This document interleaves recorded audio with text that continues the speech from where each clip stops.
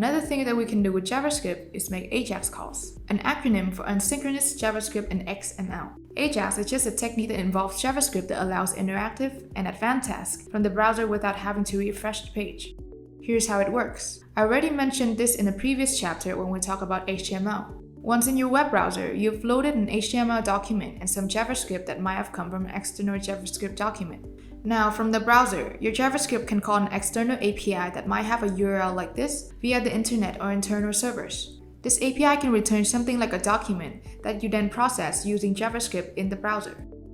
The point of this is that using JavaScript in the context of AJAX techniques, you can call server-side resources like APIs or external APIs without reloading or having any effects on the display or behavior of the existing page. For example, you can think of it as when an internet banking application calls the API from an external credit score service to check the information of a user, say their current amount of debt or repayment history, in order to validate the worthiness of borrowing and repaying the money. This allows developers to create very interactive web applications. Let's look at an AJAX example. In this example, I run a code in a W3 Schools online editor. This allows me to test HTML, CSS, and JavaScript without having to install anything on my computer. Here, I have some regular HTML that contains a button. When the button is clicked, it fires the load_doc JavaScript function with AJAX. What that means is that it uses XML HTTP request object in JavaScript. You can use this object to make calls to servers that are somewhere else without having to refresh the page. This is the essence of the AJAX technique.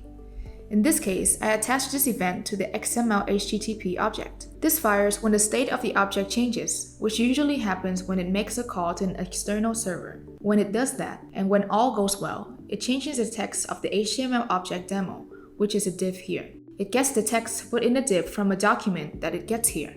In this case, the document is located on the same server as the HTML document. But from here, I can call any URL to get info or to post something to. Let's see it in action. When the button is clicked, it retrieves the text from the document and displays only the content. Now this is pretty advanced, so don't worry if you don't get it. The main takeaway here is that you can use AJAX techniques to do advanced things like call APIs and work with results without refreshing the page. Essentially, this provides the tools to create a complete application in JavaScript without any code that runs server-side. Alright, we've seen that JavaScript can be used to interact with HTML, the browser, and even resources like APIs that aren't in the browser. Similar to how web browsers implement the HTML and CSS, remember that not all browsers support the JavaScript completely. So in the case of the XML HTTP request object in JavaScript that you've just seen, it is supported by all major browsers, except for Opera Mini.